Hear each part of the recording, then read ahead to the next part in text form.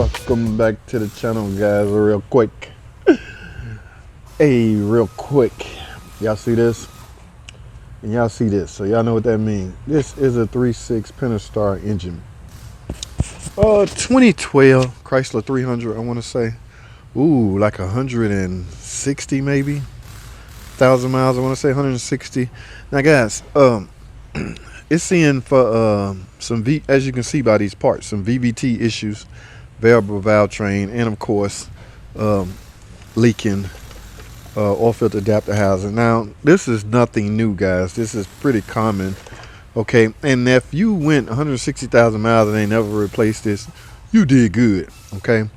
Now these, on the other hand, y'all recognize these? These are camshaft phasers, okay? I have weird camshaft codes, okay? Y'all know my thinking behind those camshaft codes. It does not mean you need a camshaft sensor. All right, this stuff has to be diagnosed, guys. But camshaft sensor has been replaced for this reason, okay? So not by me. I'm on the history of this car, but I did rocker arms, I want to say last year, around a year and a half ago, around the 70, maybe 80,000 miles. I gotta look at the ticket again. I did rock arms. It's not ticking. It's not in for ticking. Don't get me wrong, guys. Let me say this again.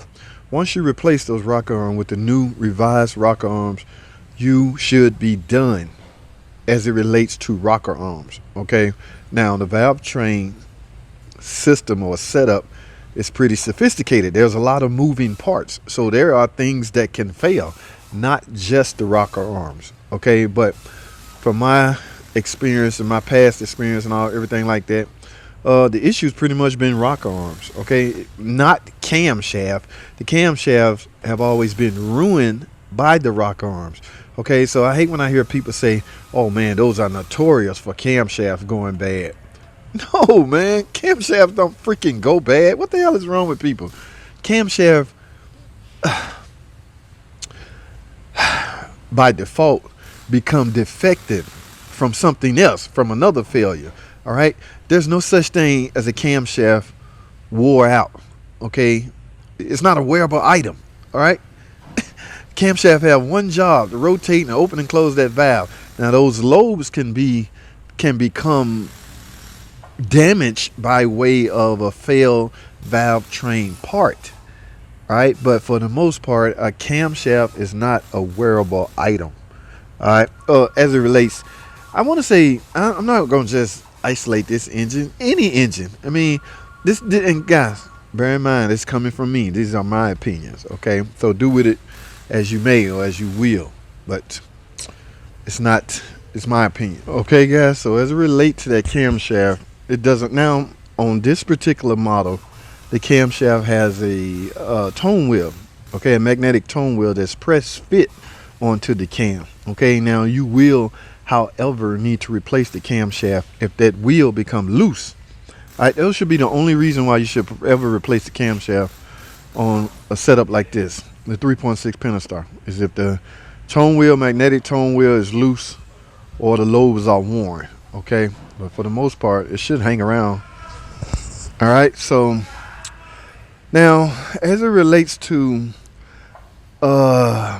this problem here, okay, like I said, I have the P0340, P0395, I can't remember, but I'm gonna put them in the description, and I can contribute that to, I tend to believe, now keep in mind I said this thing's well over 100,000 miles, so I'm going in with now guys, as you know, oil pressure is crucial to a VVT system setup. All right, so I have an oil leak. I'm replacing this. I also have a P06DD, guys.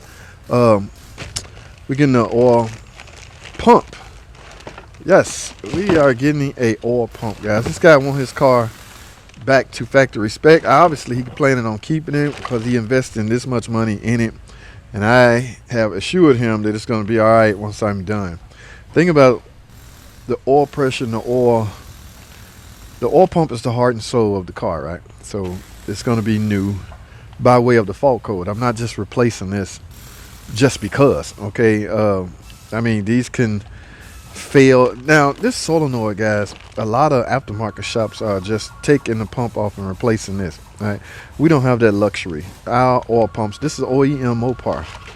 The oil pumps come with the solenoid already on it, so we can't. In fact, we can't even buy this. So, and my thinking is, my theory behind it, if you're gonna go through all the trouble to take this off, you might as well just put a new one on it. Okay, I mean, you could kill your, unless you're fighting for dollars, guys. Let me take that back. All right, if your finance is in trouble, then yeah, I understand. All right, but we're going with a new oil pump. Now there go your oil pressure switch and everything like that. You can this got a new oil pressure switch on it, and this is your heart and soul beat of the oil pressure. All right, keep in mind, oil filter is in here. It's got a new oil filter in it. So from that standpoint, all I would need to do is verify the oil pressure is steady and holding and is at the right pressure. All right, guys, I'm going in with all new cam phaser, mainly due to miles. I mean, I may have a failure in one or two, but due to mileage, I'm going with all four. That should hold this guy for the remaining life of his car.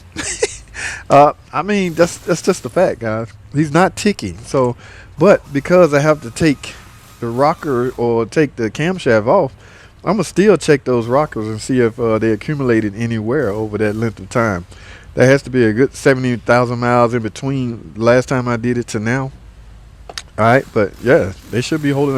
In fact, that's the next time I'm gonna fire the camera up. All right, as far as recording, guys, really not much to record. I got a video, several videos on this. I got videos on this. Watch that right here. I did it outside of a shop, okay, on the side of the road in the man's driveway. Got a video on this, but it was on a Caravan, sideways engine. Watch this video right here. The theory and the thinking is still the same, guys. Just take the primary or secondary oil pump cover off, and voila, here you have it. And I have a video on these, okay, especially bank 1. In fact, watch this video right here. I did bank 1 without any special tools. All right, bank 2 on the other hand, I will need my tensioner tool to hold to put the tensioner in play, or put the tensioner where it should be. Okay, so I might break out my tool. Here's my grenade pin, and I need the tool with the little hook to pull up on the plunger, and then stick my grenade. Watch this video right here. I'll show you how I do that. I did that on engine cutaway view of an engine, and also on the car, but this is a front ways engine, so it's a lot easier. In fact, I'm gonna record that. I don't think I have any footage of me doing it bank 2 on a rear wheel drive car, me doing the timing. All right, so I will record this side. I'm not gonna do that. I already have video of that. I already have video of the whole Pentastar engine, guys. I love this car. All right, so y'all own one, man. It's in y'all best interest to be subscribed to the channel, whether you're a DIY guy or not. If you run into a problem, you will at least know, you will at least understand what your mechanic's telling you when he explaining to you what's going on. Okay, as you can see, I got a lot of work. Let me get to it. I'll see you guys on the next video.